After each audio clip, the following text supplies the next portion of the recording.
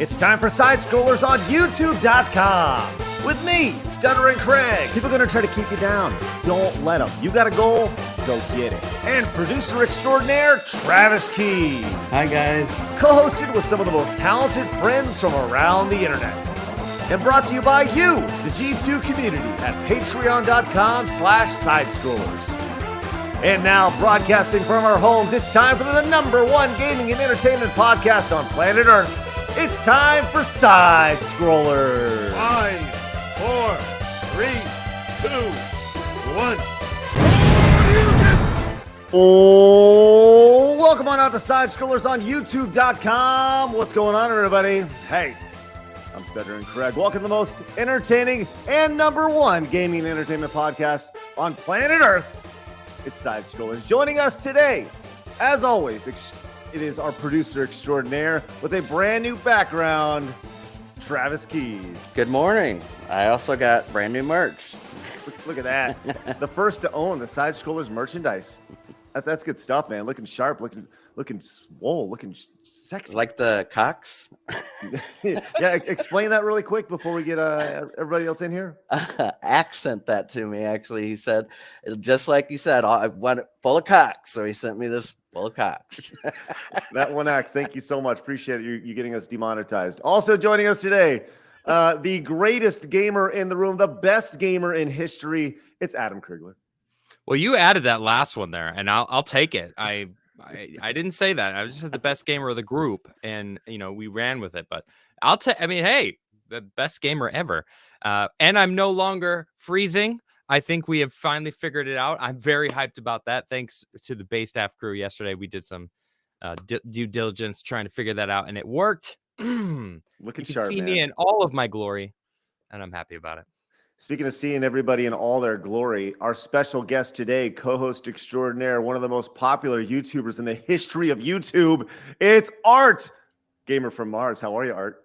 How's it going? Thanks for having me. Yeah, man, it's gonna be fun. This is kind of like a callback from back in the day because you were an old school G1 on the Screw Attack days, and here we are. You are a mega YouTube superstar. Yeah, I remember back in what year was it? Maybe 2011.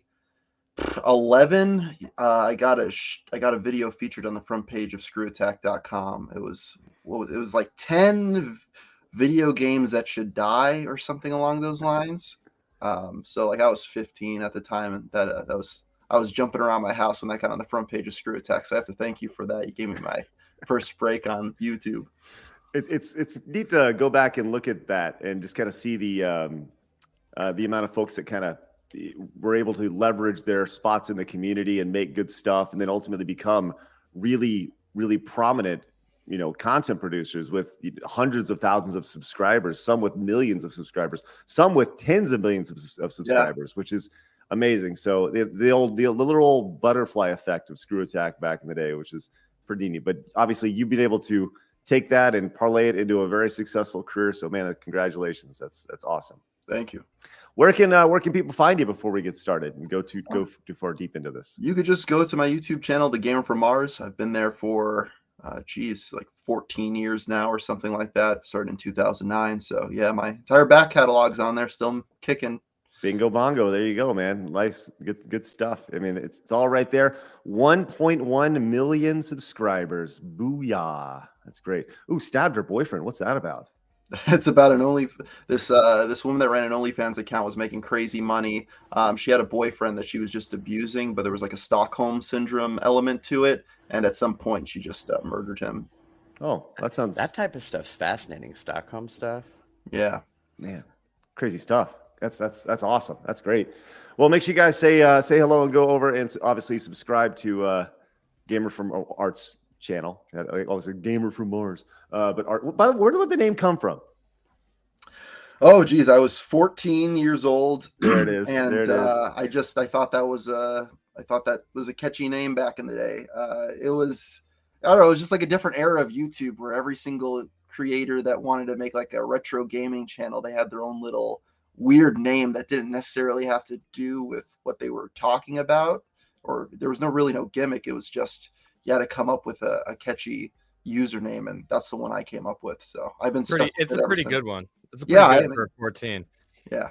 Mine was Trimortal. That was my 14-year-old name that I came up with. I wasn't trying to be a YouTuber, but it was just like my gaming moniker. Yeah. Mine was monodenoxide. Monodenoxide. Why What do was all yours, these Craig? names have stuttering, Craig? Congratulations. No. All right. Why does everybody's names have to be so hard to pronounce? What was yours, Travis? Monodenoxide? Yeah. Like, yeah. it's like, Wait, that's how was awesome. mine hard to pronounce? What was yours again? Trimortal. Trimortal. It's so edgy, so edgy. It sounds cool when you say it. Actually, a gamer from Mars. That's not difficult to pronounce. No, it's has a ring to it. It's got a good ring treated to me it. well, all things I lo- considered. Yeah, I like it.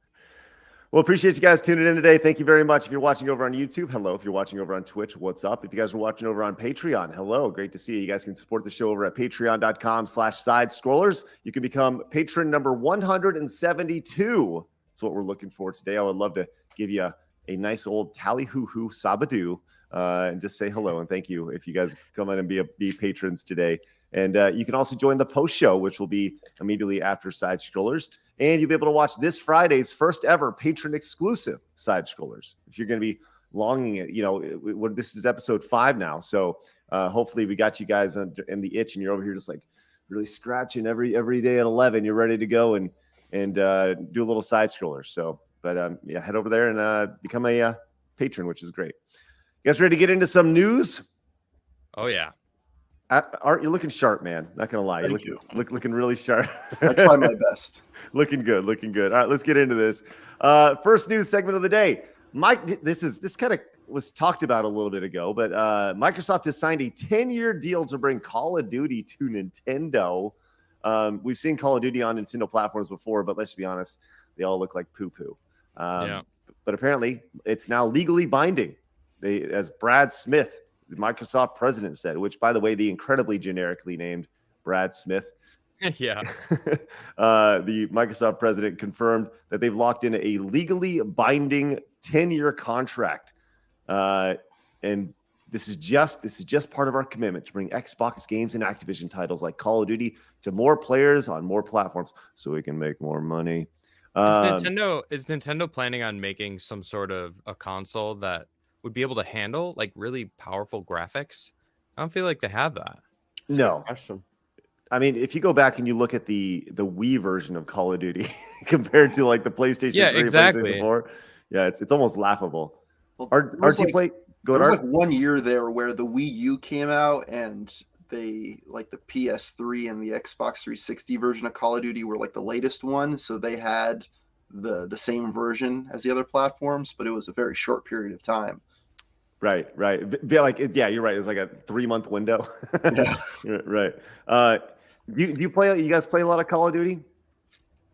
I enjoy some Call of Duties. The last one that I really liked was Cold War. I felt like they did a really good job on making it really smooth.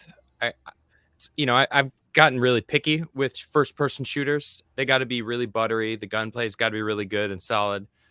Destiny is my current go-to for first-person shooters. Call of Duty, I don't know. It's got to feel good. Yeah. I always love looking at the cutscenes. Like this is so. Here's the Wii, PlayStation 3, Xbox, and PC. You notice Wow. they like on this. They actually, when you go down here, there's literally things that are just entirely missing on the Wii. There's this entire computer screens and like there's nothing down here. The Wii was fun for what it was, but can't believe it's 15 years ago now. It's crazy.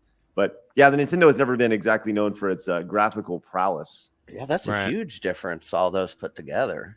Yeah. Oh my God. Wow. So, Well, gameplay is really important, which is part of the reason why I still like Nintendo. of course. They focus on gameplay, which I feel is almost being lost amongst the AAA platforms. That's all about the story, the cutscenes, the graphics, and then they're like, "Oh yeah, and gameplay." I was like, "No, can we flip that around?" Yeah, I don't know. Well, once again, if you go back and look at if you go look at the Nintendo bestsellers, what are they? The top 10 are all Nintendo first-party games. Nobody True. cares about Call of Duty on if you, like such a small percentage of people care about Call of Duty on the Switch because they know it's going to be a vastly inferior thing. And I think Call of Duty as a whole is more, when I think Call of Duty, I think PlayStation, I think Xbox. What company makes Call of Duty now? Activision. And I asked that question because I think a lot of times the reason Nintendo games are so good is because they have the same team forever, and it's the same people working on the next ones throughout 10, 15 years. Whereas I think Activision probably goes through a lot of people. Well, there's a new Call of Duty game every year, right? And the way they do it in 3 and 4 year cycles, to where they have a studio develop one for 3 to 4 years, and then it'll release. And while that's happening, they have 2 or 3 other games being developed by other studios. So in theory, like the Black Ops games were all developed by the same studio, right? So there's some sort of uniformity attached to it. But more often than not, that's why it's some Call of Duty games hit and some games miss. But I have not played the new Call of Duty game, and I don't know. Call of Duty is interesting because it's a franchise that has these really amazing set pieces. I remember going back and looking at like when Call of Duty Modern Warfare, the original one, came out. It was like, oh my gosh, there was the nuke that dropped, and there was all these really amazing things that you did in the game, and you felt like you were a part of it. But now Call of Duty, I feel, at least from a spectator perspective, is way more built towards the battle royale. They've obviously moved into battle royale and less of what made Call of Duty spectacular early on, which was its multiplayer. But now more people are into the battle royale aspect of it when playing like Warzone and Warzone 2.0. So those are all really, really fun games. So Art, do you like to play those battle royale style games? Honestly, I can't really get into any sort of game where it's just like the same thing over and over again. I feel like I'm in Groundhog's Day, just playing Fortnite, where it's just the same map over and over again. I don't have the time to do it. So when I do play a game, it's usually something that has a bit more of a story and a progression to it. Give me an example of what you would hone in on. It's mainly Nintendo stuff nowadays. So Legend of Zelda, Mario, just the iconic Nintendo franchises. That's the ones you can't skip. Yeah. Basically, like I need something to be extremely good for me to want to play it. The days of me being a teenager and I could just play like a so-so video game, it's just I don't have the time. Or when somebody else is paying for them too, Yeah. When I'm gonna sit down and play a video game, it has to be the top tier Nintendo style franchise that they spent the last 5 years crafting into an experience. Nice. Well, then let's move on to our next story and ask you if you are interested in Pokemon, because Pokemon Presents live stream event announced for Pokemon Day, which I didn't know there was a Pokemon Day. I didn't either. This is a new thing. Are you into Pokemon? Man, I used to be like the biggest Pokemon fan in the world. That's like a lot of my old videos were just talking about Pokemon stuff, like the Lavender Town theory and things like that. But in the recent years, I don't know. It's hard to get into them. They just they upgraded the hardware of Nintendo systems, but then they just kind of got left behind, and the games just aren't very good. It's funny you say that because the new Pokemon game was kind of dragged through the town of just like the new Pokemon game launched with all these errors, and apparently there's a patch later on which fixed a lot of those errors and stuff. But there's the 2 new Pokemon games that launched on the Switch, which sold like spectacularly well. They always do. Because it's Pokemon. Mm-hmm. But you wonder, so I have 2 daughters, and neither of them really know Pokemon. Like they know who Pikachu is because I think some of the characters have become part of pop culture as opposed to just Pokemon characters. Pikachu's cute, he's cuddly, and they see him walking around. But they have floats of them and parades and shit. Right. You know what I mean? Right. Yeah. But the boys at their school know Pokemon way more than the girls. It seems like it's definitely a boy thing as opposed to a girl thing. Pokemon. So is it? Let me make sure this is right. Girls grow up faster than boys, isn't that right? That's right. Yeah. So that's probably why I would think they probably get past that little thing sooner than boys do. I would imagine. I remember being 13 years old, waking up.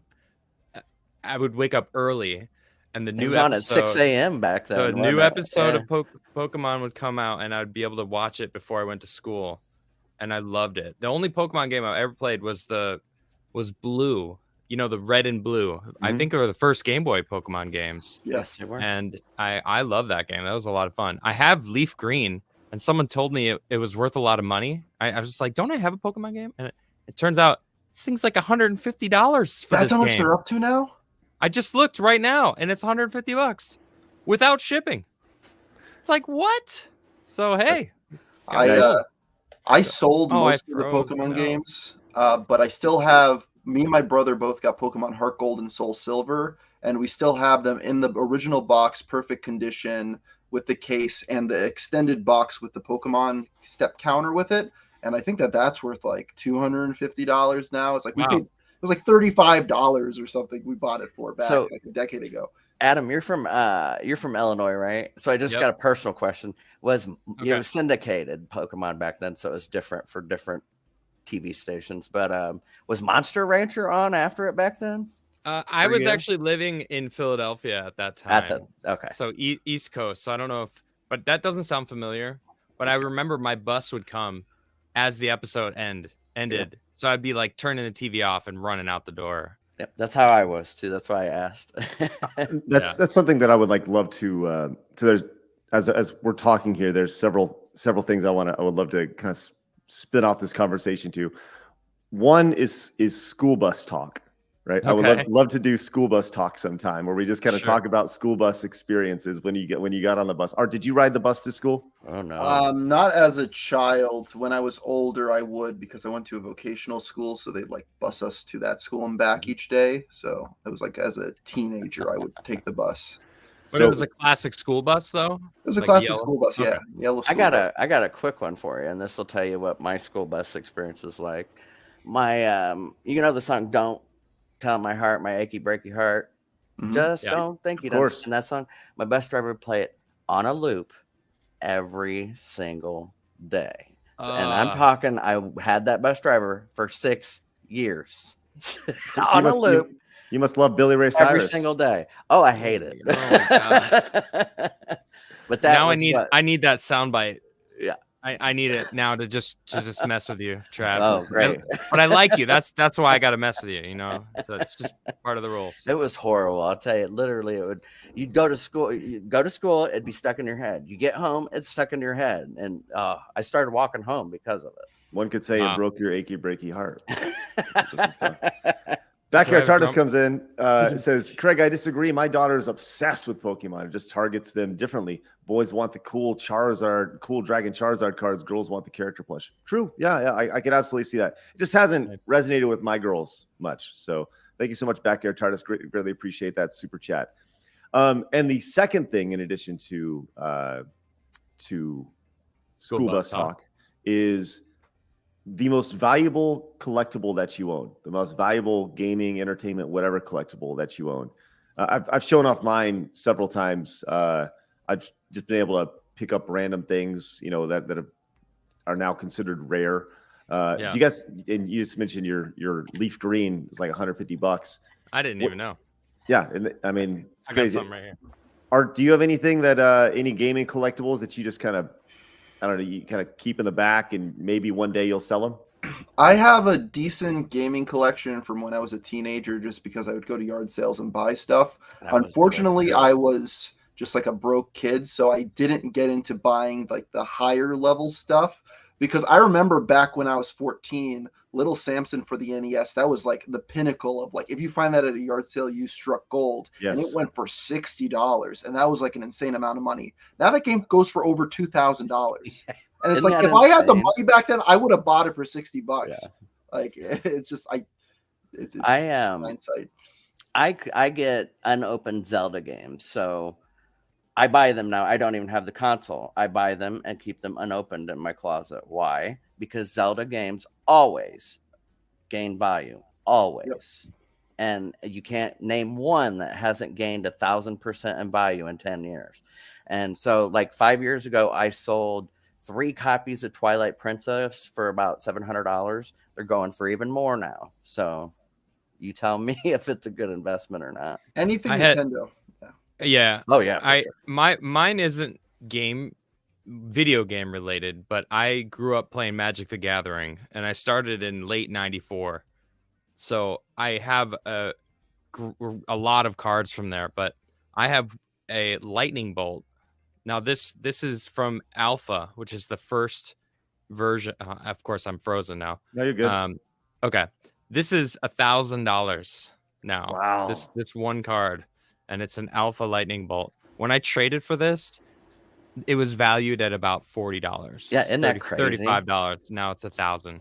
Those Magic cards are like gold, literally, like gold. Alpha bolt. Man, that's insane. Well, I want to grab you. Let me go grab my most treasure. Yeah, I want to see it. Okay, hold on. I want to see it. Interesting. I have a full set that I bought of. It was Ursa's Saga. For those who knows Magic the Gathering, maybe or not, but I bought the whole set for $400 about 10 years ago. One card from that set is $900 now. Yeah, which is crazy. And the whole set's like $3 or $4 grand. The things with Magic is it's so hard to tell which ones are the first series. It's it's a white border or a black border or this art, that art with a little thing on it, or so you could literally have gave away a $10,000 card and not even know. No, I know all the differences. I used to work you at would a know. Magic store also, and I would do like actual grading and. That's what you got to do, with stuff like that. All right. What do you got, Greg? So I got three things. I'm got three things for you guys. One of them I don't even know how much it's worth, but I do know how much this one is worth. This is the Star Fox Super Weekend Competition Cart. Oh, whoa! This is pretty awesome. That's not for resale. Not for resale. I don't think I've ever even seen one of those. Unless you want to buy it for $3,000, because that's apparently what it's worth right now. So wow, I will take that. So that's the first one, which is, and once again, the price of that. This was actually given to me. This was given to me by a G1 back in the day. He's like, "Do you want this?" I was like, "Yes." So thank you. Thank you. Now, is it just Star Fox or is it a special edition Star Fox? No, it is. So the way this worked, this was a competition cart from back in the day that has a timer built into it, and it was like you do it for a competition, and it kept you exactly. It's funny. I know that this was Sam Abrams. It actually says on the back. So thank you, Sam. Appreciate that. Appreciate you, Sam, wherever you are. That's awesome. Thank you for giving that to me. The next thing on my super fun list is this, which this is not as pricey or as expensive, but it's still pretty cool. This is the Turok 2 demo unit for the N64. This is like $300. Great game, mind you. So, but it's not for resale. You can see there, like on the little image there. So that's pretty fun. I thought those. I only bust these out pretty much when I talk about them on stream. But here's the one that I love the most, and this is not listed anywhere. I don't know where to find the value of this, but this is awesome. This is my this is a DuckTales lunchbox. Oh, and wow. What's cool about this is that this was this DuckTales lunchbox was a part of a press kit that was sent out for DuckTales Remastered, but it's not the lunchbox that matters. It's what's in the lunchbox that matters. Because when you go into the lunchbox, what you find is I bet you there wasn't many of them sent out for press kits. There were not, because it's individually numbered with the certificate of authenticity. This is number 148 of 150. Yeah, see, 150. And inside the box itself, let me kind of show you. It has all sorts of like classic Capcom style. It's very retro, with like coupons and stuff to, like you would find in an old NES cart, because the coup de grace in this, in addition to having chopped up money inside of it, is a gold NES DuckTales cart, which is playable, which is 100% playable. And there's only 150 of them made. Yeah, I bet you that alone is valued pretty high, but with it all together, I bet you it increases value by about 15 or something would be my guess. Well, apparently they sent out the ones that have the certificate of authenticity. Those are the more valuable ones because they sent some out that just have that are just kind of like generic, you know. Anyways, those are like my most valuable things, and I bust those out every few months just to kind of talk about them because they're really fun. And if I ever get in a pinch, we'll consider selling those. But anyways, I love that stuff. It's super fun and exciting. It's interesting to kind of think about, well, I don't even know where we started with this conversation. Let's talk about Pokemon of all things. But Well, like I said, I saw what Zelda games were worth one day, and I thought, why the hell am I not buying these new and just throwing them in the closet? And even if I don't sell them, if I die and my nephews get them, they'll have unopened Zelda games they can go get graded and sell for some money or something. You know what I mean? Like, why not? Right. And DuckTales is awesome on top of that. Speaking of awesome, Over the Roadblock came in with the $50 direct donation, saying been a fan of Craig since 2017, and to have Trav on the same time. Love you guys, and the podcast is a distraction I need right now. Please keep it up, please. Over the Roadblock, we will absolutely do it every single Monday through Thursday here on YouTube, and then Friday over on Patreon. Well, thank you very much. That's very kind. Really generous. So thank you very much for your support. That is outstanding. So, but yes, that's amazing. You can count on us. We'll be here for you every day. So that's the fun of it. So this Pokemon Presents live stream, it's going to be on the 27th. They said they're going to have about 20 minutes of exciting Pokemon news as our Pokemon expert art today, which is what you're serving as. Former. No. Oh, no, you're still active, whether you like it or not. Do you, does this get you excited at all? Honestly, not anymore, just because they burned me too many times. So I'm just, I kind of checked out of the series. I wish that they just gave the Pokemon franchise over to some AAA developer and then gave them 5 years to create like a giant, like legit open world experience. Like still allow Pokemon Company to make, whatever they're doing to like keep the anime afloat, but then just allow like another company to do something like really crazy that's more for adults and like older fans of the series. But they don't do that. Like a rated R Pokemon game. It doesn't have to be rated R per se, but I'm thinking let me live, Art. Let me live. That would be interesting, though, wouldn't it? Maybe E10. Maybe we could. Okay. Something like Breath of the Wild tier is what I'm thinking, because it's such an expansive universe, and I just feel that them being on this very strict release schedule of needing a new game each year has led to just the quality being mediocre at all times. Like they did the Diamond and Pearl remake. I remember when Diamond and Pearl came out. Me and my brother both bought. I got Pearl, my brother got Diamond. We played those games to death. I was so excited for them. Then I see what they did with it. And it's like, this is the most bare bones of remakes you could possibly do. They didn't like try to expand upon it or do anything unique. It was just like, hey, third-party company, slap this together in a year real fast for us. Don't rock the boat. And I didn't even buy it. I don't know. I got depressed, and I was like, okay, I think I'm checked out of the series for good now. Pokemon feels to me like the Call of Duty of Nintendo. It really is. Yeah. Right? That's actually a really good comparison in a weird way. Like it's Art, as you were talking about that, I feel like when you look at Pokemon games, there's like this, especially like the old school ones, they're working on a grid. There's this grid nature, right? Where you're, kind of going through and you're attacked out of nowhere and you got to do this battle. It would be interesting to see if there was some sort of, like you mentioned, an open world Pokemon style that was like I'm going to say Breath of the Wild, but I know it's going to drive Adam crazy. But some sort of Breath of the Wild-ish thing where you're a Pokemon trainer going around and you're discovering Pokemon. You actually have to look in bushes and discover at these random places, and it could be procedurally generated or randomly generated to where it's a different experience every single time, just like it would be if you were even having them. They're different sizes. You know what I'm saying? Like some are small, some are big. That'd be awesome. Yeah. I mean, they have dipped into the open world stuff in recent years, but it's it's not quite there. It's like you took the step, but you didn't go all the way with it because you had a deadline of when this game had to be released. And it just doesn't fall in line with every other Nintendo property where, I don't know, Mario Odyssey came out, in 2017? We still haven't heard about a new Mario game yet. They're working on it, but they spend an insane amount of time making that mainline game. Same thing with Zelda. Last one came out in 2017. It's finally coming out in a couple months. Right.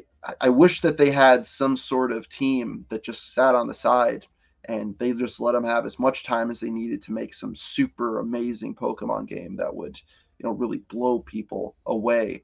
But they don't do that. So, and they make tons of money. So I can't really I can't go at them from a business perspective and say that they're not running it well because it's the highest grossing franchise of all time. Right. You want to be critical, but you're like, but they're doing a good job. Yeah. They're making money. I just take some of that money and give it to a studio. They're not going to.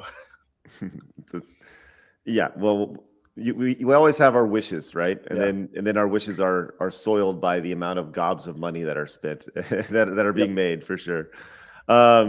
Speaking of gobs of money, Travis has started a hype train over on Twitch.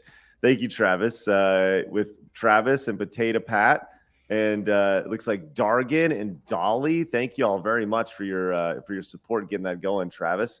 Yep. Appreciate I you. gotta disappear. My dog is howling at me. Hey, that's fine. Step away. We'll look at your roosters.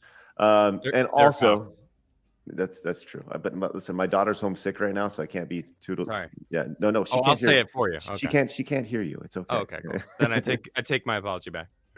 Invader says in before Shamsa bomb. Well, you missed it because 4 minutes ago, Shamsa. No way. Directly donated. Art, listen to this. This is ridiculous. $1,000 to a stream. Bangarang! Bangarang! Shamsa. That was the Shamsa Bangarang. The Bangarang $1,000. For Shamsa. I can't believe it. Yo, Shamsa is a G. Wow. Unreal. Art, insanity. Shamsa, ridiculous. Like what? I don't know. I don't even understand life anymore. Shamsa said earlier, is Evie Shamsa says, I came here to escape my reality. Well, you're here and we are hopefully giving you your virtual reality experience every single day. We got to get you back into virtual reality, Craig. Art, do you like VR? Have you experienced VR at all? My brother has a VR headset. I've used it to play the what's it called, Beat Saber, the rhythm game. That's Other than that, it was just kind of little gimmick experiences that I played, flying. And that's a good game actually to get into VR because you're not moving, you're just standing, so you don't. It's more of like an intro into like getting acclimatized to a different environment that isn't reality. Yeah, I found Craig's got the nauseousness. That's what he was saying, and I dealt with that because I was playing Skyrim in VR and a couple other games, and once you got to fight through that. There's like this barrier that you can get nauseous and people give up, and if you're able to like find a game that allows you to kind of forget that you're in VR and you kind of lose yourself in the game, then all VR becomes easier to play. Think about what you said. And here's the issue, right? This is where I'm at when it comes to video games and VR and just as a whole, right? We had a G2 suggest the other day. They're like, hey, we should do a thing where you play a game for an hour and then you tell us if you like it or not. I was like, I don't need an hour. I need 15 minutes, like tops. Good point. Right? Yeah. I need 15 minutes to tell you if I'm going to like the game or not. And same with like VR, right? You're going, look, if you can just fight through the nausea, if you could just fight through getting nauseous whenever you play, it's really, really fun. Like no. You have to find a game that doesn't get you nauseous. That's the thing. Because certain games will always trigger it and you just won't be able to play those games. Right. But if you're able to get used to being in VR with a game that won't get you nauseous, you might be able to go try a different game that you'll already kind of have a familiarity to the feel of being in VR, so it doesn't hit you the same. Yeah, I don't know. Well, but I see what you're saying. Yeah, certain games just aren't for everyone. Aren't the headsets getting better where they don't cause as much nausea because the refresh rates are higher and the resolution's better? So it just Yeah, I'm sure there's something to that. PS5, PSVR 2 is coming out, I think, this year, and PSVR 1 was great. I really enjoyed it when I was playing it. I haven't touched it in, I don't remember the last time I picked up, 2 years ago, maybe. Well, apparently the new PSVR 2 is spectacular. That's what everyone says. But once again, it's just a matter of that barrier of entry of actually putting on a giant headset. Yeah. So, anyways, Evan came in and says, it seems to me that Nintendo is capable of making an all-out awesome Pokemon game, but they purposely do it one step at a time to not blow their wad and always has something new for the years. That's like an interesting, like, kind of the stair step model of getting there. You know, that's Well, interesting. I don't like that because some of my favorite games I still play and they came out 15 years ago. Like the replayability of certain games, I love that when a game I can keep playing it. The end game is incredible. You start a new character, plays differently, and you can. It's like they're not trying to make games with that in mind anymore. They're trying to get you a game in your hands so you could play it, and then another game the next year. The Call of Duty. That's what I see with Pokemon. It's like it's not about having this epic game that you could play for a long time. It's about just pumping out the numbers. Yeah, it's all about the process of, we got the anime needs new Pokemon characters every so many years and a new region for Ash to go explore. We got the trading card game. We need new Pokemon for the trading cards. We have these toys. We need new toys. It's all built on the games need to come out with the new stuff for the rest of the franchise to keep on running and making full profit.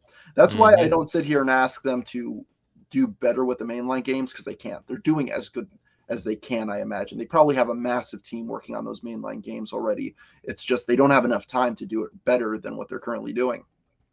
I think it really just comes down to, as I said before, throw some of that money at a third-party developer that's really good, has made really good games in the past, and say, listen, blow our minds, work on this on the side. No new Pokemon for that one, just all the pre-existing stuff. Invent your own region with the same Pokemon that are already existing, so nothing else in the timeline is altered by having this coming out. And I just can't imagine that wouldn't be a massive hit. Art, let's say the decision's falling in your lap.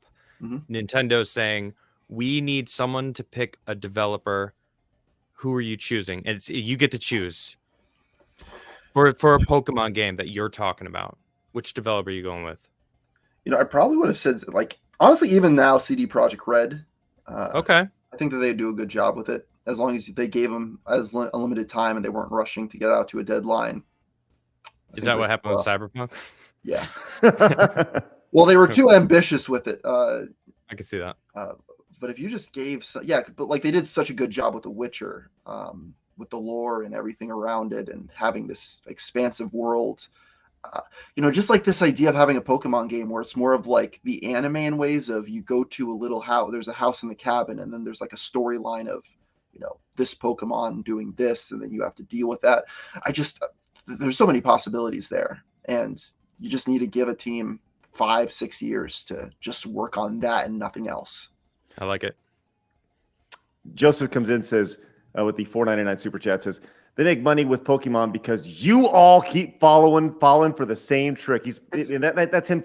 You all keep falling for the same trick. I'm not buying them. The last Pokemon game I bought was Sun on the 3DS. I have not given them any more money since then. Yeah, Joseph, you all keep falling for the same trick. Children are the ones buying it, and they're right. fans. So you're not going to shame children into doing a boycott. I love the idea of shaming children into just totally shaming children. By the way, I'm doing some Brady Bunch maneuvering over here. I'm dizzy right now. So you guys want to hear something funny? Is it about your dog? Yes. Okay, sounds good. I'm never going to that's why I medicated him this morning before the stream. Never going to do that again, because he didn't want to go outside to the bathroom. He wanted to go outside so I'd scratch his ass and he could roll around in the grass. Oh, good puppy dog. Yeah. As all good dogs do. Yes. Right. Yeah, I need to make an intro for just any time that Andy the dog has something happened. It's like, now it's time for Andy the dog. And Travis goes, well, I took the dog outside and it scratched his butt. And like, and then that's just it. Andy the dog. Travis, thank you again for coming in with your bits. Yeah. Yes. Outstanding. Okay. Yeah. Why? Oh, I thought I heard something down here. That was me. Tell her that was me. Oh, he didn't hear me. Just tell her that was me. My bad. It was us. Just let her know. Art. Let her us. know it was me. Sorry, I record. I have my own house, but I record in my old basement because I don't know. I like the sound in here. There's my new house is current echoey, so No worries. I come That is down here to my old understandable. setup to record live streams and stuff still. So Cool. Yeah, I don't know. No worries. Well, I appreciate you doing it. Let's go to our next story, as we've spent a good amount of time on Pokemon and VR and all that fun stuff. This was suggested by Adam, and I love this story. Who is familiar with the television show South Park? Everybody. I think we all are. Yes. Who is familiar with Meghan Markle? Uh-huh. Mm-hmm. Well, apparently Meghan Markle is upset and overwhelmed by a South Park episode. By the way, this is a report that she's upset. So someone is doing some serious investigatory journalism in here as going in and listen. I'm sorry. Did you hear that? Meghan Markle is upset and overwhelmed by South Park. We must write about it. This is from the New York Post. The Duchess of Sussex apparently doesn't think South Park is funny. Oh. She's the only one. They said that's it. Comedy Central aired an episode titled "The Worldwide Privacy Tour," mocking Meghan Markle and Prince Harry and their decision to move to the U.S. to seek out a private life. And Markle allegedly isn't too happy about it. The Duchess is reportedly upset and overwhelmed by the episode and annoyed by South Park, but refuses to watch it all. What? Well, here's some great little examples of it. Oh, a royal commentator even suggested the episode could bring a lawsuit. Oh my gosh. no. Their legal team are casting an eye over the episode to see what is wrong and what could be turned into something more sinister. What? It's how? What? So what are they going to sue him for? Liable? It's a joke. They can joke whatever they want. That's the whole point. This one's my favorite right here. We want our privacy. Stop looking at us. They're out picketing. Right. So the fictional couple is not named, right? Doing their worldwide privacy tours. Clearly them, which is great. Making their way around, just boycotting and picketing everywhere, letting everybody know how much they want their privacy while being out and being as loud and annoying as possible. The wife character is described as a sorority girl, actress, influencer, and victim. To which she replies, "Yeah, that's totally me." Markle's reps have not responded to the Post request for comment about the ongoing controversy. That is amazing how that's spun. The controversy, but an insider close to the former actress denounced the claims as rubbish. Meanwhile, and they have to use rubbish. Like who? That's awesome. Meanwhile, South Park didn't explicitly name the couple and began this episode with a disclaimer saying all characters are fictional, even if they're based on real people. That's right. Boom. So sue me. Even if they do, I think it's great. Like they're like in a church. It's clearly them. It's awesome. This is such a fun story for me because this is we've talked about accountability on the show several times, but for me this is just South Park does such an outstanding job of turning the mirror towards people and exposing how people actually feel about these folks. When you look at people like these Instagram celebrities and stuff who are in these bubbles, and then they're made fun of by South Park, who makes fun of literally everybody. It's a good way to show how childish they are. By getting mad about it. You know what I mean? It's a joke. Laugh about it. Move along.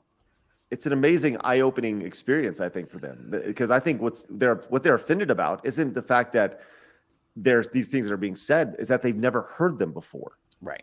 Well, and people are pretty harsh about them on the internet. Well, if anybody they've heard it before. They've heard it. If anybody has the right to be offended by South Park, it's Tom Cruise or John Travolta. So no one should look. Someone made this for me. It's a little plaque. I keep it right here. All right, and I love this. You know what it says? No. Oh, be offended. Be offended. Yes. Be offended. Be offended. Just be Who offended. cares? Just Yeah. be offended. Deal with it. But the episode continues. They go on a once again their Okay. new they go I on a love Good that. Morning Canada show to promote the prince's new autobiography about wanting a private life, which is awesome. I just love the idea of being out and about promoting their worldwide privacy tour. So good. Oh, it's awesome stuff. Getting Amazing off at stuff. Learjet. When was the Look last at the time? house. Yeah, leave us alone. Respect our privacy. Oh, that's awesome. That's great. And like you notice, they're the only ones out yelling and screaming. Right, and they got just a drum set and no curtains, but they want privacy. making as much noise as they possibly can about how they want privacy. Art, when was the last time you actually watched an episode of South Park? That wasn't too long ago. I haven't been keeping up with the latest season, but I watch it from time to time. I love that this is the image that they chose at the end of it. Just like how intense everything is right here. Oh, that's just great. Sorry, I really enjoy that story. I've been Park- laughing at these two for I don't know 2 years now. What? As soon as they left Britain to like move to California for private life, and then they were in the news constantly, nonstop ever since. Yeah, you moved to Because- Hollywood for a private life. You Yeah. complain about the media in Britain, which it's bad in Britain, and then you move to LA. Right. The thing is, you're rich, you're wealthy, you live in a nice house, you have all these opportunities of having Netflix deals and stuff because you are in the limelight and people criticize you. Exactly. But you want to give it if- up. Yeah, so I mean that's what South Park's playing up, but I wonder if they were actually mad about South Park. The idea that they're going to sue them is ridiculous. They didn't even use their real names. Yeah. They switched the Right, names around. So right. sometimes, like with Tom Cruise and stuff, they actually will. It's like they go Use it. in on his ass too. Well, like I said earlier with Paris Hilton, they had babies falling out of her. Like, come on, you know what I mean? Like, this was tame in comparison. Right. Yeah, It's it's a good point from a Florida man. Like Tiger Woods handed the dude a tampon, and I actually tweeted out. I was like, the people who are triggered by this probably need a tampon. You're not wrong. You're not wrong. It's amazing. Did you see that story, Art? Which one? Did the story about Tiger Woods? It was like some trash talk, and he outdrove Justin Thomas, who's a golfer, and he handed him a tampon. How long ago was this? I love that. like 3-4 days ago. Oh, really? Okay. Yeah. Good that he's doing better. I know that Good he was for in that him. car accident. Had Right. an Oh yeah, I forgot about that. He out 2020. he outdrove. I forgot all about that too. Yeah, so he outdrove a golfer, and Tiger Woods is a shell of what he used to be. But the idea that he can still trash talk like that is amazing, and and he had to come out and be like, "I'm sorry if I offended anybody." Did he really apologize? Yeah, of course he did. Of course he did. Jeez. Speaking of tampons, Bloody GB comes in. Oh God, Oh, jeez. sorry. It says South Park has been on so long they have the kind of immunity other shows can only dream of. That's true. It's definitely of a different era, but we need more of that era. We True. need more of that era for sure. Oh, Yeah, thicken people's skins up because it's so thin. It's like it's cracking at the slight. If you look at it wrong, it's Mm. crazy. With South Park, I think people tried to cancel them so many times that it's just like, oh yeah, this again. You know. They have such a track record of just destroying everything in their path while laughing at it. I mean, basketball to me is one of my favorite. I love basketball. If you guys Classic, ever, Yeah. classic movie. you ever seen basketball? Yeah, but they actually didn't write that one. Fun fact. They were Really? hired to be the actors in it. Really? Wow, I didn't Yeah. know that. I didn't know that. Look, No, look at Art over here dropping some facts on us. Yeah, Love man. it. Wow. Yeah, I went down a rabbit hole because I'm Matt and Trey are very interesting characters to me, just in their own right of how they've been able to build this franchise up. I believe that they signed some contract with whatever streaming service they're on now for like $900 million to make South Park for the next like decade or something. Like Wow. 6 episode seasons and like a special from time to time, and they're just paying them hundreds of millions of dollars. So I'll they've take that. come out and said like we're I think they're combined. They're worth $1 billion now, and they don't care if they get canceled. It just means that they get to retire, and they don't have to work anymore. Yeah, that's enough money to live for the rest of your life. Right.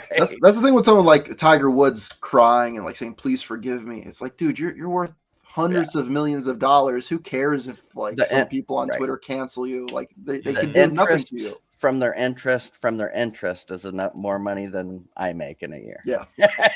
right. Going to basketball really quick as we go down the rabbit hole. This is co-written by David Zucker. I don't know who David Zucker is, but let's find out real fast. Yeah, I don't know why it's not clicking. He directed it too. Well, that's David Zucker. Yeah, I don't know that name. It sounds familiar. Well, David Zucker is this guy. Let me pull him up here real fast. He, an American film director, producer, and screenwriter associated with parody comedies. Oh, he did The Naked Gun and Airplane. Oh, Okay. wow. Yeah. Wow. Yeah, And- so he Some did classics. some big movies. Wow, that's awesome. So yeah, if he did Naked Gun and Naked Gun 2.5, The Smell of Fear. I love that. It's good. So anyways, yeah. So he's been around for a long time, 75 now. This is great. Scary movie. Huh. I love the idea that David Zucker, when basketball was written, that was 1999, so it was 24 years ago now, which is crazy to think about. So at that time, he was 51 when he wrote Basketball, and it's like the most childish movie in the world. I love that. That's great. Oh, that's awesome. The fact that he still has that kind of humor in him at that age is awesome. Yes, that is so good. As Brom says, David Zucker is the OG parody guy. That's right. That's nice. But I can't think of any other people to act in the movie. Like Basketball nailed it for me. There's so many funny lines in that movie. It's great. All right. Go Meghan Markle. Do your best. Go sue the guys and see what happens. We will definitely continue to follow this hard-hitting journalism of if Meghan Markle is going to be continued to be upset soon. So we'll see how that goes. Travis, thank you again with your 1,000 bits. Travis, who was on the show, is cheering on the show over on Twitch. Thank you, Travis. Appreciate that. Thanks, I Trav. forgot all about Orgasmo. Actually, somebody just mentioned that. Shane Kelly, yeah. Oh my God, Orgasmo's outstanding. God, that's awesome. All right, let's move on to just a real quick hitter to get on to the real story here. Capcom Cup. Do you guys follow your latest fighting game news? No. Okay, well here it is. Capcom Cup 10 is gonna have Street Fighter 6 in it, and it's gonna have a $2 million prize pool. Wow. Which is awesome. But what I really wanted to do, I wanted to use this as a branch to talk about this little snippet right here. That Street Fighter 2, everybody knows Street Fighter 2, obviously. There have been talks about whether Street Fighter 2, you see all these characters in it that look very similar to movies. If you've ever seen there's a Twitter thread or a few articles that show off the similarities between certain characters in the game versus certain characters in previous pop culture movies. And this was really interesting because former Capcom artist confirms there's an old Charles Bronson film called Hard Times. And it says even released in Japan under the title of Street Fighter. And as we scroll down and look at these similarities between the two. Yes. This is look at these set pieces in the 1975 movie Hard Times, and it's an underground fight scene. So this is in the movie, and this is Ken's stage in the game, right? Cool. And it's very clear that you can see that these are here. Then you look at this is another set piece, and this is very clearly like Zangief's level in Street Fighter 2. So Nice. This has been confirmed for the first time that, there's always been like some underlying, like, listen, I'm pretty sure it looks familiar. And they're like, I don't know. But now he's like, yeah, that's right. So when a Twitter Japanese user asked outright if Hard Times had influenced the game, he responded with I agree. So all the lingering doubt is done. We're ready to go. Bronson and Bronson's Hard Times has nailed it. So pretty fascinating stuff to look back and see. So just thought I'd share that with you guys. Yeah, just looking at those side-by-side pictures, that's crazy to me because somebody literally watched the movie and said, oh, I'm going to put this in there because it's out of the movie. This one is the most jarring. Yes. I mean, the idea that there's a boat, there's people on the boat. It's almost the same people on the boat. That's Mhm. what freaks me out. You know what I mean? Like, there's and they named it Street Fighter, and that's. Yeah, it's I'm gonna pretty have to amazing. watch this movie. And the red line on the boat, which you see, there's definitely clearly a red line here. It's really amazing to think about. It's the same kind of boat, which is fascinating because those boats are like 1920 fishing boats or some shit. You know what I mean? Well, definitely prior to 1975, I'll tell you that. Yeah. But I love those little tidbits, tiny little tidbits right there. Let's continue on as we continue on with tidbits. Today marks the 30th anniversary of Star Fox. Star Fox was released 30 years ago. Classic. Is it? It's okay. SNES, right? Let's talk about that. Was Star Fox? Like, go back and play it. Was it really that good? I have gone back and played it, and I didn't enjoy it. But when it came out, I enjoyed it. It was mind blowing when it came out. It's definitely an arcade style game. Yeah. The first one in particular. I played it growing up because I had a Super Nintendo when I was like little, and that was like one of the first games I got when I was 7 years old. Mm-hmm. So I had good memories playing it, even though I never got past the second level. Isn't that amazing? I always talked about when I was doing classic videos early on. We did a series called the Video Game Vault, and with the Video Game Vault, the series was always built around you'd show. It was a very conscious decision to show the title screen, always the first level, and show less of the later levels, because most people never got past the first or second levels, and I'd always use music from the very first level or the title screen because that's what people heard. People never heard the later music in the game and remember those things. So Star Fox, I think, is one of those. People go, "Oh, Star Fox is so good." Well, did you beat it? No, I beat like the first couple levels, and that's kind of where it's at. And I think that's where most people land with Star Fox as well.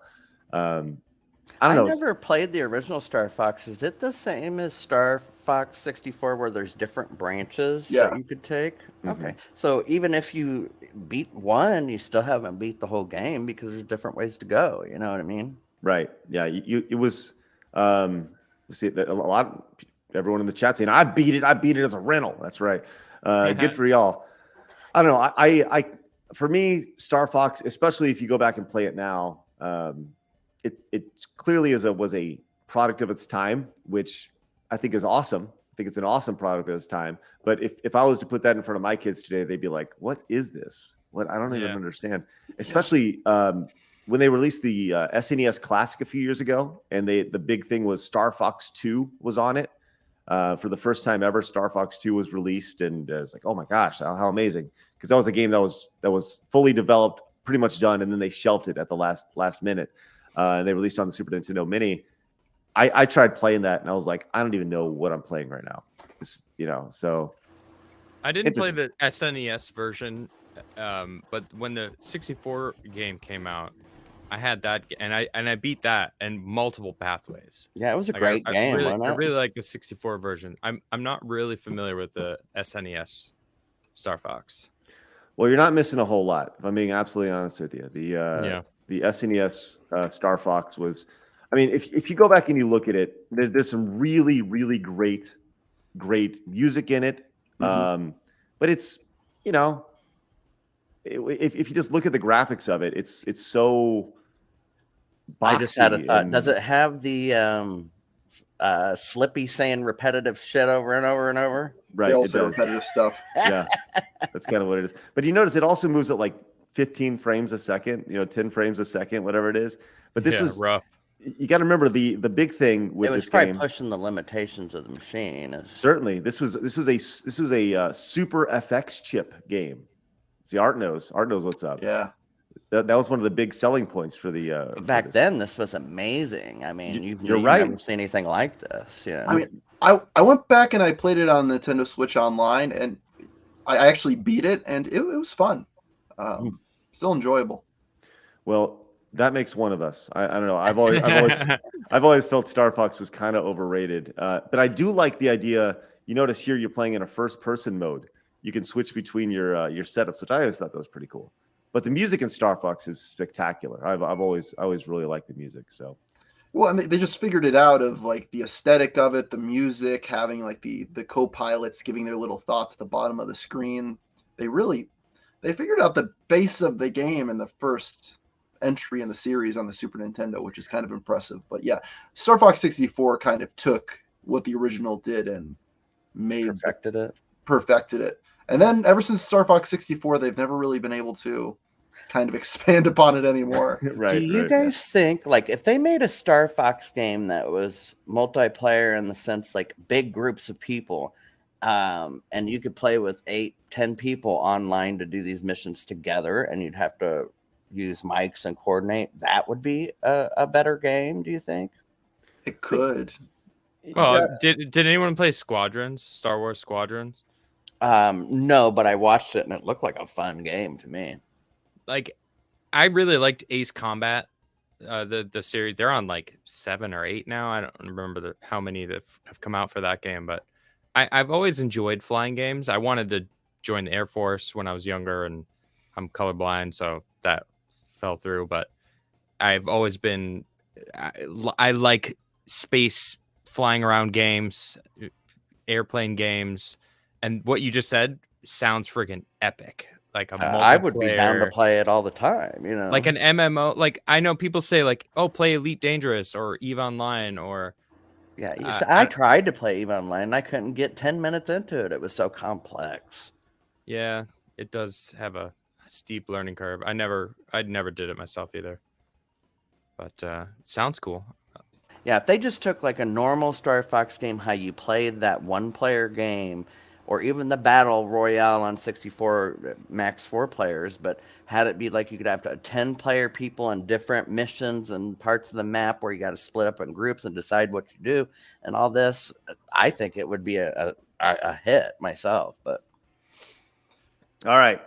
Well, I obviously, I don't know. I would love to hear everyone's thoughts about Star Fox in the comments, whether you're watching live or you're watching down in the comments. Comments are great.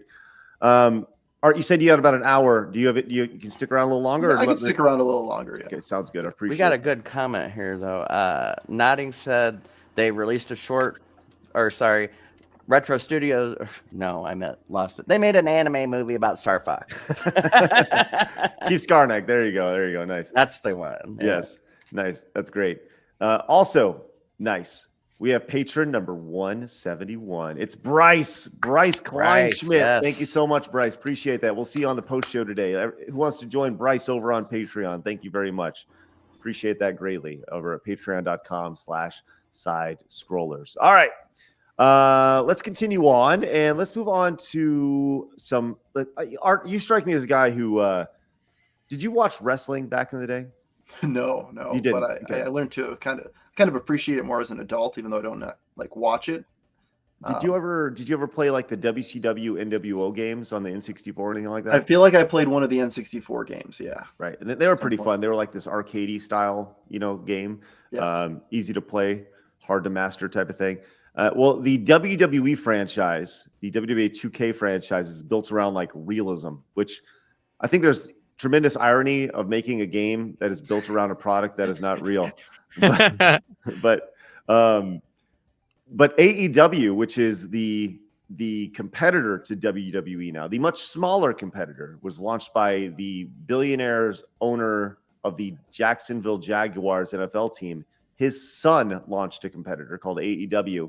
And AEW is releasing a video game much in the vein of WCW NWO Revenge back on the N64. Their thought is we need like an arcadey style game. So they released a trailer for it, some gameplay. And I think it looks amazing myself. Well, we're gonna I'm not take a look at this. Wrestler player, Mike. So well, that's take good. It with a grain of salt. I think that's wonderful because I think that if you're not a wrestling game guy and you do think this is interesting, they want to bring you in to watch it. So I want to get y'all's first thoughts on this as we go through here. This is Adam Page versus Bryan Danielson, two real life wrestlers. Bryan Danielson doesn't have as many dead eyes. His eyes aren't as dead as they are in this game, but that's okay. That's one thing that's really hard with these games, man. It's really hard. But so it comes up. They do a try to slice in between the gameplay and the real life wrestling. So I'm not like man. He looks really rough with those eyes, but look at his tiny little nips too. I'm just going to point that out. Anyways, just notice that. it's the tiny details, y'all. It's the tiny details. But they do it. They slice between the real life wrestling match. So here's the real life match with the real life wrestlers, and then they slice between the gameplay as well in this. But there's a few things that I noticed as we'll watch this that are kind of, here's the gameplay, obviously, back into this. So, it definitely has this arcadey style look to it with the this bar down in the corner. Look at how bloody they are in real life. This is an awesome move. That was pretty badass. I used to watch wrestling. I used to tombstone my friends. Oh, that's good stuff. In high school. Should I tell the Kamala story, Craig? Yeah, do it in just a second. Do it in just a second. So check this out right here. This is the one that kind of caught me. This is it. Keep in mind, this is an official trailer for this game right here. Okay, he goes into a move, gets hit right here. Okay, that's what happens in real life. He goes for the same move. They're showing it off, runs off, boom. Now check this out. I think it's coming up here. Maybe we already passed it. I may have skipped it, but there's a move here where if you watch the referee just like totally bugs out. But I keep thinking this is in the middle of a gameplay trailer. Maybe it's a little, I think it's actually a little earlier. But there's a scene where in the game the referee just goes from like a standing animation to like down on the ground or total move. And I was like, this is like an official trailer for the game. And maybe it's just me. I didn't notice it. Critical. Yeah, I didn't notice it, but now I'm watching for it. And maybe that's what they thought is. There you go, right there. Watch the ref. That wasn't that bad. I mean, he just kind of squats down to look at it. I know, but maybe it's just me. I think I'm being overly critical, and I probably am. I think you are. Just driving me crazy. Yeah, that was weird. It does snap. You're right, but I don't know. It's not. I know, but ultimately, nitpicking. I know. But I guess my thought is this is like an official trailer for this game. You would think you would want everything to be flawless, right? If you notice that, you're like, we probably shouldn't put that in there. Well, but maybe like me, they were just too busy watching the wrestlers, so they didn't notice it. Yeah. Maybe they're just trying to lower everyone's expectations. Yes, that's it. That's right. Refs don't get frames. That's right, CDI. But either way, it always goes back to what will the game play like? What will the game play like? And is it going to be any fun? But apparently this game has been in development heck. It has not gone very well from a development standpoint. So much so that there is currently no word on when the game is going to be released, but it's slated to come out sometime this year. But I think it was initially announced at the tail end of 2020. So it's been in development for a long time. So anyways, just kind of all through COVID, right? Yep. When's that supposed to come out? What's that? AEW? Yeah, that game you just. They don't know. They don't know. That's just sometime this year, maybe. So, but it's been in kind of a 2026. Maybe. They got to fix that ref. Calling it right now. We'll see. Yeah, they need to go in and fix the rest for sure. For sure. I can't deal with this nonsense. So a little story. When I was young, I don't know how old people are in the chat. If you were old enough to watch wrestling back then, there was a wrestler called Kamala, and he was a bigger guy. He had a big pot belly. And when I was young, I had a big pot belly as a child. And so my uncle would yell at people, "Here comes Kamala," and throw me at people. So just to be clear, Travis, I just want to be really clear. Your uncle was comparing you to this guy. Yes. Yes. And apparently that's what I look like as a small child. Really? You've changed, man. Well, I used to sit there and stick my stomach out as a small kid and stuff. Yeah. Yeah. Would you do that? Would you do that move? Put your hand out? I don't remember that much. Would give somebody a super kick with I don't even know if you can claim to be Kamala nowadays with cultural appropriation or something. Someone would get mad. Would paint my face and then he would throw me at people. There's this one story. literally threw me at my grandma when she was walking in the house. She fell down on the ground, and granted, she was like 45 at the time, so she wasn't gonna break a hip or nothing. But I love that Kamala was just some guy from like Philly, just some random guy, you know? just some guy from Philadelphia, just likes painted his cheesesteaks. And face. Vince McMahon's like, "You're gonna be Kamala, the African giant," and he's like, "What?" He's like, "You are." Yeah. Isn't that a little racist? Yeah. No, I don't think so. He's from Mississippi. Okay, yeah. He actually, what Potato Pat says, he was from Mississippi, which is hilarious. Oh, that's awesome. Oh man, that's great. That is fun. And Adam, you wanted to talk about this game before we get through our news. Atomic Heart. Tell us about this game. Well, it's coming out, as you can see. You could pre-order it, or it came out today, I guess. Maybe today was the release date. It looks really fun. It looks really smooth, really buttery. I'm a bit, as I mentioned earlier, I'm a big fan of games that look smooth. The graphics look incredible. I like the style of gameplay. It reminds me of kind of like Fallout style, but BioShock. It's kind of like a combination of those two, but in the future with AI and robots, and I don't know. It looks pretty promising. I haven't tried it yet, but it looks. It's hard for me to get into a single player game if it's got like Art. You mentioned earlier, if you're even going to play a game, it's got to be quality, right? You're going to spend some time, and not often am I interested in a game, and this game looks pretty interesting, especially with the talk with AI that's coming around, Chat GPT and all these things like AI, and it's coming to light. It looks like a cool game that I might get into. Craig, if you click the link I sent you in our chat here, you'll see how beautiful this game is just in the first 10 seconds of the link I sent. It's phenomenally beautiful. Yeah, it really does look like a nice game. Smooth. Okay. Let's check it out. Here we go. I mean, look at that. This thing coming out that's terrifying to me. The idea of something coming out of your palm. I'm just gonna throw that out there. I mean, just look at the scenery in this and the water and like all of it. But this is like total developer like walkthrough type of thing where you got the panning shots, and it's always it's always meant to be spectacular when you see it. But of course. Yeah, right. But yeah, it's weird because water, this is going to sound so stupid, but when water looks good in a game, chances are the rest of the game is going to look pretty good. Yes, because they took time on it. You're right. Unfortunately, that's not true with Sea of Thieves. The water looks amazing in Sea of Thieves. But man, I really like Sea of Thieves, and I wish there was more. I don't know if you guys ever played Sea of Thieves. Have they added more to it since it was released? Yeah, they've added a lot to it. Yeah. I got to whatever that rank was, and then quit, and then they added a whole bunch of extra stuff, and I never played it again though. So. Yeah, they brought in all of Pirates of the Caribbean stuff, which is pretty cool. Did they? Wow. Yeah, Jack Sparrow's in the game now. Is he really? There's a lot of. I mean, they added a lot of stuff, but it really does. It is rather boring most of the time. It's too open world, and that's saying something, which is weird. It's almost like it takes too long to get to something to do. Yeah. This game looks freaking awesome.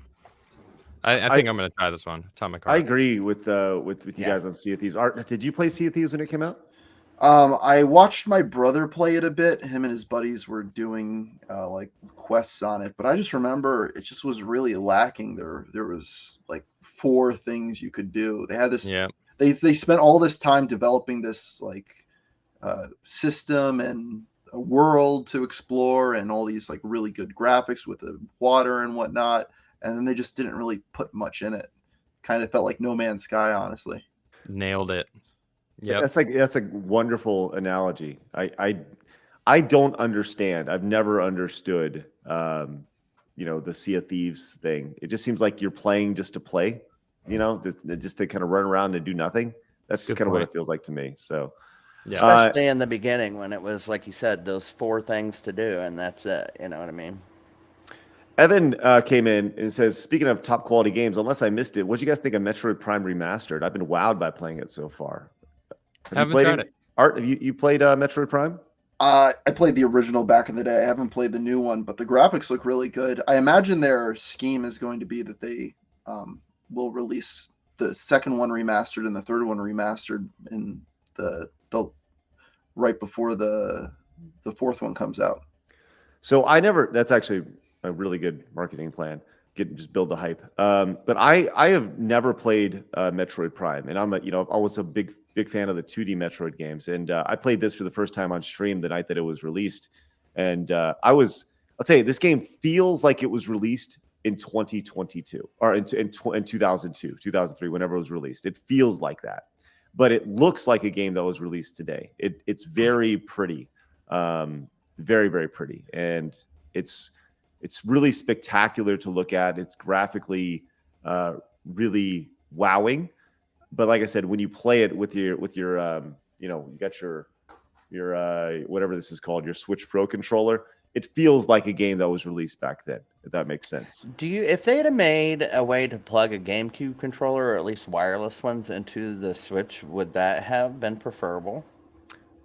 I didn't, like I said, I didn't play it with the original GameCube setup, so I can't speak for that. I think having the idea of going through and playing with the new setup was ideal for me as somebody who was a first time player. Right. I think that was definitely ideal. But I enjoyed the hour that I played with it, and it was fun to kind of go through and play through with the G2s as they're kind of saying, hey, you should probably go this way or check this thing out, or I remember this part. That's what I really enjoy about playing, especially remastered games, is seeing is having people come in and say like, hey, you should definitely check this out, and then we experience it for the first time. They get a little nostalgia, they get me going, oh, this is really cool, and that's what I really like about it. So, anyways, yeah. I just remember with the first one playing it, not HD. I don't know, what was it, like 360 resolution, like on a CRT TV on an original GameCube. It was just like really dark, and you have to backtrack a lot, and a lot of times you just got lost, and it was really confusing. Like playing it now probably is a lot better of an experience than it was back in the day. And I mean, like I said, I only played for an hour, and I feel like I just scratched the surface. Apparently, the game is like 15, 16 hours long. But the amount of different areas that I went through, I went to like a lava area, a rain. There was rain. There was a winter and a desert area, all within like the first hour. And it was neat to kind of see the different set pieces. Adam, you never played any of the Metroid Primes? I actually looked on my Switch the other day, and I did get. I don't remember the name of it, but everyone was raving about it. It's a side scroller, Dread, yeah, and it did. I did play a little bit of that, and I forgot about it, and I never got into it. I don't know why or what. I think I was in the middle of another game at the moment, and I got it and played a little bit of it. It was fun, but I never really. I don't know. It didn't capture me. Fun but forgettable. Yeah. Right. I guess so. That makes sense. I think Dread was a game that had been rumored for 15 years or something like that, a decade. Yeah. The title Dread had been in development, then it had stopped development, blah blah blah. So when they announced it, I was like, oh my gosh, this is amazing. So it was just kind of fun for it to actually be released. And apparently, as like Metroid fans, specifically 2D Metroid fans, people were all about it. So there's a lot of people that were raving about it. DJ Corba is actually in chat. What up, dog? He actually said Dread is phenomenal. I remember him raving about it when it came out. I remember I was listening to it was like the Nintendo Direct where they announced it. It was an Arlo's reaction to it, the YouTuber, and he was just having a mental breakdown when Dread popped up on the screen. Yeah, I mean, it looks very pretty. I think for me, there's some scenes that in the trailer where you're getting chased by things, and like it's kind of like anxiety inducing almost as you're getting chased by things. It's like, oh. I didn't play it, but I saw some interviews with the creator behind it, and he was like, we didn't make it earlier because we didn't have the technology, the systems couldn't handle it. And then it comes out, and it's like, why couldn't this have worked on a GameCube? I really just don't understand. Right. You never know. You never know. Looking at this footage, I remember there being a couple parts that I died a bunch, and I was like, "Oh wow, like this part is kind of tough," and that's why I set it down. And I was like, I wanted to go back to actually beat it, but I think it just got into a different game. But Got I liked distracted. that about it. I liked that it was tough. It wasn't like, I don't know. It feels like a lot of games nowadays hold your hand and they're like, all Way right, too much. You're right. Way too much. that's cool. I don't even want to play half games because if I start a game in the first 20 minutes, I can't even play the game because it's like, do this. Let me show you how to do this. I'm like, let me figure out how to goddamn do it. I don't want you to tell me to press B every time. Play Elden Ring. That's the Yeah. problem with most like modern AAA games. I was playing the Horizon Forbidden West or whatever because I bought a PlayStation 5 and it came bundled with it. And Nice. I don't really play that many of the AAA non-Nintendo games. And I just noticed how everything was just like holding your hand. It's this huge open world, but every single thing is just like, go here. Here are exact arrows of where to go next. It's like, it doesn't feel the same as when Nintendo did it with Breath of the Wild or something where it truly felt like, Well, like and that- you would think we would need that less nowadays because gamers are younger and they're used to all this technology. You would think that they would be able to figure things out, but apparently We need not. we need accessibility. We need That's right. to make easy mode for the people who are not gamers that just want to. They would just want to enjoy the story. Well, Trav, that right? that That's stresses me exactly out. it. Yeah, it felt like story was the main focus, and they put all of this work and effort into making this amazing and gorgeous world with all these areas to explore. But at the end of the day, like you go through like a little dungeon area, and it didn't feel like a Zelda game where you got to like walk around and like figure out, okay, what do I do next? It's like you do this, you put this here, then you do this, you do this, and then I just played it for probably 15 hours, and it didn't feel like I was doing anything on my own. It was just going through the motions of what the game wanted me to do to get to the next story piece. Right. You're talking And then- about Horizon Forbidden West or whatever. Yeah. And then that time it's just like you're burning time. It's not even. Yeah, it just felt like I was, and that's my problem with games nowadays. Is when I was a teenager, I could just waste time playing video games because I had nothing else to do. But now I'm busy, so if I'm playing a video game, it has to provide me something payoff. additional. Well, Yep. it's fun. Shin Moen says, "Hey, there's nothing wrong with accessibility options. Keep No. in mind that and you're right. There's nothing wrong. Keep in mind, Adam is colorblind. He needs accessibility options. He needs the And ability. I use the colorblind mode Right. a lot. So But make them options. Don't. right. You know what I mean? Don't make everybody walk through this big tutorial. Make it an option. I think Well, what you're, don't make it standard. Right. At like you play most of these games, you get the quest, and on your compass, there's a freaking huge thing that you just go in that direction, and then it's like you see a little symbol. It's like, okay, so obviously it's where I need to go. All right, you go there, and then you get the thing, and then you do it again. You did it like 50 times. Assassin's Creed. Assassin's Creed is the worst. I've only played one of those. I can't And stand it, everyone, man. I played the pirate one because everyone said that was the best one, and I played it for 2 hours. It was I couldn't imagine why someone would find enjoyment out of that. what a I statement, man. like this Wow, guy. and I coming like from a this guy guy. who played them all. Well, jeez. It was just you follow an arrow, like Yep. that's all it was, and then you click. Then the fighting was just so basic. You just smash buttons together, and then they always die. But you like The Witcher. The Witcher's all right. I like the story of it. The fighting is the same to me. It's so boring.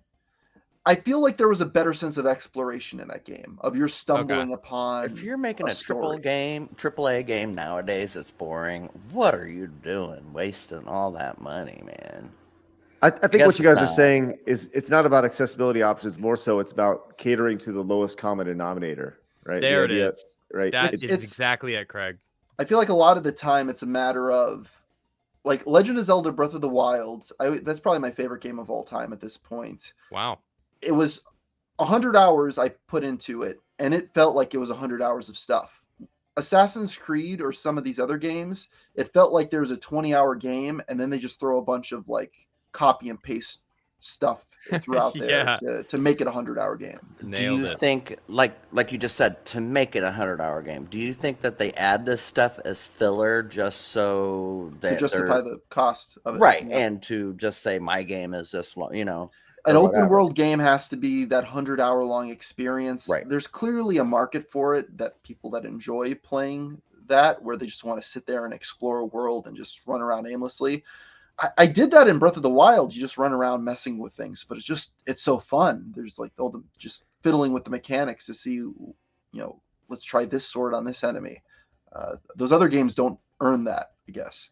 You know what my favorite thing about Breath of the Wild is? Like, legitimately my favorite thing about Breath of the Wild. It happens within the first 30 minutes of you playing the game.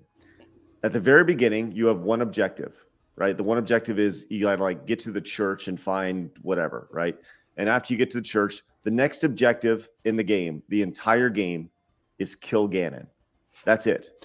And it's like, this is how you beat the game. Go kill Ganon. That's your next objective. It doesn't say you need to go here and collect these 7 pendants before you can kill. It's like, and you can get there and you can do it immediately. And I think that's such a really, like, it's so early in the game. It's like, that's your entire objective of the game. How you get there is up to you. And I probably won't be able to do it immediately, but you could. right. Well, when you watch speed runs, I mean, it's pretty amazing what these folks are doing with it. Right. And that's the great thing about Breath of the Wild is other Zelda games, it doesn't have that hand-holding element where you get into a dungeon and you get stuck and you don't know what to do. You have to go on the internet to figure it out. And if you don't, like, I'd often like get stuck in Zelda games where I'm like, I'll come back to it later, and then I forget where I was at in the dungeon, and then like just I can't get back into it, or it's difficult to. With Breath of the Wild, I get into one of the dungeons and I get confused or I get frustrated with something. I just leave. And then I like power up. I get like OP, and then I go back and like blitz it out later on. And you could just goof around for 10 hours, and then you're a lot more powerful. And then you kind of have a bit more grasp of how the mechanics work. And then you could go back and do that dungeon later. With Breath of the Wild, you're able to do that, whereas other Zelda games, it's all on rails. Yeah. Anyways, I'm looking forward to the new Breath of the Wild coming out. Like I said, I think, going back to this again, and Adam, I know you're not a huge fan of this game, but for me, and I know that what I hear from a lot of folks, and Adam, I'm going to put you in this broader group of like hardcore gamers who they look at Breath of the Wild and they're not impressed by it because it's all been done before, right? We've seen this before. We've seen this type of game before. But I think for a lot of folks, having the Zelda name attached to it, it opened that type of game up to a lot of folks. If that makes sense. I have to say though, that doesn't necessarily fit me. And I must add, hearing these different views on Breath of the Wild, I have it, and I never really, and I love Zelda games, so I never really said I'm gonna get to the point of being addicted to the game, like I gotta beat this next dungeon, or find the next dungeon, or whatever, or get destroyed by a dungeon to then have the urge to get strong enough to then beat it. I don't know. It sounds like a game that I would like. It doesn't really make sense that I wouldn't like it, because hearing everything that, especially how Art's describing it, I'm like, why did I not like this game? Like, what was it about this game that I didn't enjoy? And I'm thinking back, like, I didn't like that the weapons and stuff all break, and you got to find new stuff, and maybe later in the game it doesn't happen as much, or you find some that are indestructible or whatnot. That But bothered me Master too. Sword. Yeah, that bothered type me. of the game, that part of the game was kind of annoying to me. But Yeah, you should at least get one weapon, one shield, one bow, one of every basic weapon that doesn't break, and it may not be the powerfulest or whatever, but you should at least get one. yeah, I never got to that point. So I will say that with the destructible weapons, you just can't get attached to any of them. It's more of just you use what you have on you at any given point. I just got into the mindset of I'm not going to get attached to any weapons. It's just a matter of like survival. Okay, I'm far away from a town. Okay, this is what I got. I got to get to this point, and I got to make it work. See, in my mind, it should be more like Zelda 64, and I keep bringing it back to 64 for some reason. But Whereas you got the Master Sword, but then you have these optional things like the hammer or the big Goron sword or whatever, and that's where I think it should be. I think maybe in the beginning of the game, maybe whomever gives you this unbreakable sword, and while it's not the best, it's unbreakable. You know what I'm saying? And then you can use these other optional things, and maybe certain enemies are weak towards them or whatever. And I think that would give us the best of both worlds in my mind. Right. I don't know. I think somehow we got to Breath of the Wild, but I always think Breath of the Wild is fascinating because I played through the entire game, and when I go through it and I look at playthroughs of it, there are places that I never touched that I didn't even know existed, which I love that. Yeah, I think that's really, really cool. So it's like the Nintendo Dark Souls. That's the vibe I'm getting. Do you ever play Dark Souls, Art? I can't get into that. It's too difficult. Like it's just Okay. too frustrating for me. right. Understood. It has the Dark Souls element of exploration, right? Yeah. Without the difficulty attached to it. Well, I would say that Dark Souls, they actually more copy like Metroid Prime with how the worlds connect, from what I've Yeah. seen at least. That's Yeah. the vibe I was getting too, listening to Jeremy from D-Day Cobra talking about it. Chris came in with the $10 super chat. Chris, thank you so much. No message, just a Way to little be, help. Chris. Appreciate that. Thank you very much. And Big Top came in with the $5 direct donation. Says, "Hey yo, judo chop." Thank you so much, Big Top. Appreciate the judo chops. But yeah, man, I love this. This is it's so fun talking about these games, and it'll be interesting to see when Tears of the Tears of the World, Tears of the Wild, Tears of Kingdom of the Tears of the Kingdom, yes. When that's released here coming up, kind of the different adventures that the people are gonna be able to go on with that. Because when you look at, I was looking at like a speed run a second ago of this, and the people who just break these games, It's crazy, isn't it? Number one, it's like upsetting to me. Yeah. But it's also fascinating to see that and just kind of see how quickly people destroy the new sequel will be. Yeah, it's weird shit. Like somebody, you pull out this thing, hit this tree, smash a rock, and then you fly through the air and you're at the end. You know what I mean? Like how would anybody ever figure that out? First of all, like you sit around in your house and putting these random codes? That's nuts. Yep. They dig into the code, man. They dig into the game code. So good for them. I would never do it. Like I don't even know what is even happening right here. This is some sort of world record speed run, and it's like I don't know. It's crazy. Who knows? Like and most of the speed run is set through. Like he's already at the end of the game. He's at the end of the game. Yeah, from doing like some weird little thing. These speed jumps. You see him flying sideways like that too. Like what a bizarre world we live in where people can do this. It's nuts. Are you a fan of speed runs? I could appreciate like the summoning salt videos where they kind of break down how over time they've figured out different ways to I love that ruin the game too. Yeah.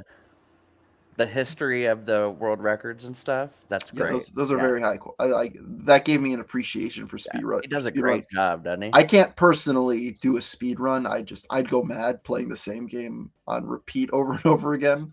Right. Yep. Mastering it. Right. But it is an interesting story of them trying to figure out a way to shave off 5 seconds off their time. That's great. All right, awesome. Let's see. Does anybody else get anything today? Art, you got anything you want to talk about before we wrap? Trying to think if there's anything else. No, just hyped for the new Zelda game. That's really what it comes down to. That's my big gaming event that I'm waiting for. Awesome. Well, what's that? Next month? April? It was in May, I believe. March, May. Okay. Well, it's coming sooner than later. Well, either way, make sure you guys go over and subscribe. If you guys haven't, please go over to The Gamer from Mars. It's youtube.com/@TheGamerFromMars, which is, I don't know, the @ thing is really kind of throwing me off. But yeah, it's a very weird system. And it screws up because some people were able to get the @ for other people's channels. So if you try to copy and paste someone's URL for their channel, it actually brings you to someone else's channel. So I don't know if they've resolved that. That's annoying. It's been a whole thing. Yeah, YouTube really kind of screwed that one up. Wow. Not the last time YouTube is going to screw something up. No. I did watch this one, the depressing success of Bad Baby. I didn't even know this was Bad Baby. I was but Bad Baby is the Catch Me Outside girl. How about that? How about that? Yeah, she now makes like Gosh, she's a millions of millionaire. dollars off Yeah, OnlyFans. it's insanity. It all Cool. started with Dr. Phil. Yeah, Dr. Phil just got canceled, or they're ending it finally. Well, you know, that place that he sent her, they were abusing them. I made a children. video about that as well. Dr. Yes. Phil's Darkest Secret, if you want to Yes. check that out. And that was the place that he purposely sent these people, and he said, "This is the place you should go." Send To be your fellow fair, kids. I don't think he knew that the place was really Was abusing that bad. But after the fact, as last I checked, that is still listed as a premier partner on Dr. Phil's website. Right, and you may not want to Yikes. promote somewhere to send children to if you don't investigate them.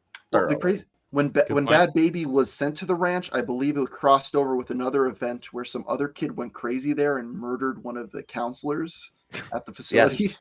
Jeez. Well, and there apparently there was a bunch of sexual assault between the children there too, going on, and it was covered up. So we're dealing with real salt of the earth people here. Really good folks. Oh, my Yikes. Well, gosh. and that just goes to show you, Dr. Phil. I mean, what was he in it for? The money or what? Because you would think if you made this mistake and these children you sent or you promoted this place and children got sent there on your word, you would say something about it and be like, no, this is unacceptable. I made a mistake. Sorry. And take, maybe get some counseling for the children. But you know what I'm saying? Is he taking responsibility for it? Probably not. Yeah, I think that with the Dr. Phil situation, he's running that show, releasing 5 episodes a week on.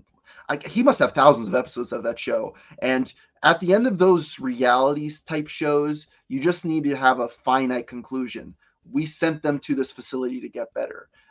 This idea of nuanced solutions to the problem of, now they're seeing a counselor, like a therapist twice a week, and we're talking with the parent about maybe getting them away from some of their friends, and these nuanced solutions to these problems, they don't make a good ending for an episode of a television show. No, not at all. Sending them to a ranch, they're going to get better. They're going to detox at the ranch and be separated from everything that was causing them issues. That makes the audience feel like nice little bow, isn't it? Yeah, bow. That's a perfect way of describing it. Evan came in with a question for Art. Says, what made you interested in these kind of videos you do now compared to the video game videos you used to do? That's a good question. So I started back in 2009, as I've said before, making the gaming videos. That's expanded over time to me talking about game reviews, kind of like an angry video game nerd sort of clone thing in the early days, to me talking about video game conspiracy theories. And then it changed to essay style videos. And then at a certain point, I just spent so much time on the internet that I didn't necessarily like making videos about video games as much as I like being an online creator in the sphere of the online world. So I switched my focus over to making internet culture content, where I talked about, here's this funny thing that happened on Twitter today. Here are these people that were trolling others on 4chan. And then after a certain time of that, it all just kind of merged into me having a good gauge of what my audience is interested in. And it comes down to dysfunctional people, talking about dysfunctional stories, strange people, which is wonderful, isn't it? Yeah. And then I try to play the straight man in the story of, I'm just going to lay out this from point A to point B of this is the through line of the tale. This is where they're at now. I don't try to sugarcoat anything or manipulate it. It's just, here's a really screwed up situation. Take from it what you will. And that's kind of my attitude with my content now. And a lot of people enjoy it. I hadn't seen your channel until today, but that's actually my type of videos, and I'm a sub now. So okay, there you go. You might enjoy some of it. You will, absolutely. All right, well that's awesome. I think it's time to wrap up, but we will be making our way over to patreon.com/sidescrollers very shortly. Art, we want to thank you for your time today, my friend. No worries. It was very fun having you on. It's always great hearing your perspective on things. Make sure you guys once again go over and subscribe to The Gamer from Mars over on YouTube right there. You'll find all sorts of great gaming videos, angry video game nerd knockoffs, and internet culture videos. If you scroll back to the old stuff, that's what you'll find. You can hear my voice go No. through puberty and the old content Nice. deep in over time. Yeah. Love it. Look at that, man. 14 million views on your most popular video. That is great. Wow. I've had some Wow. decent That's a- successes over the years. Over the years. What Yeah. a stud. What a stud. Well, great stuff, guys. Go subscribe. Once again, head over to patreon.com/sidescrollers. Well, the show will continue. Twitch, we're going to end you. YouTube, we're going to end you. But Patreon, you will continue over there. Art, once again, thank you very much for your time. Adam, great job today. So you freezed up less today than you have the entire time we've been doing this show, which is great. And, The hype is real. Travis, excellent job with your cuckoos behind you, your cuckoo cuckoos, and thanks to that one Axe for your contribution there. If you want to make Travis's background, by all means do it, and go check out the Side Scrollers Talks News clip channel. You guys can find that. That is they used to be the Craig Talks News channel. Now it's the Side Scrollers Talks News channel. I'll put a link to it down in the description. Please go check that out and go watch. If you missed anything, you can watch little segments of the episodes over there. And you can follow us over on social media at Side Scroller Pod, because can't do Side Scrollers. It was already taken on Twitter. And Side Scrollers Podcast over on Instagram. So with that said, guys, thanks so much for tuning in. Remember, people are going to try to keep you down. Don't let them. You guys got a goal. Go get it. We'll see you. I'll see you guys tonight for another gaming stream here on these channels. And we will see Art on YouTube. You guys have a great day. I'm going to kill Twitch right now. I'll see you, Twitch. You guys are going to get out of here. And let's see. Let's kill you off real quick. Where are you? I'm still figuring this out. You can do it. I believe in you. I'm figuring it out. Got you, Twitch. You're done. And YouTube is done. Fatality. We're done.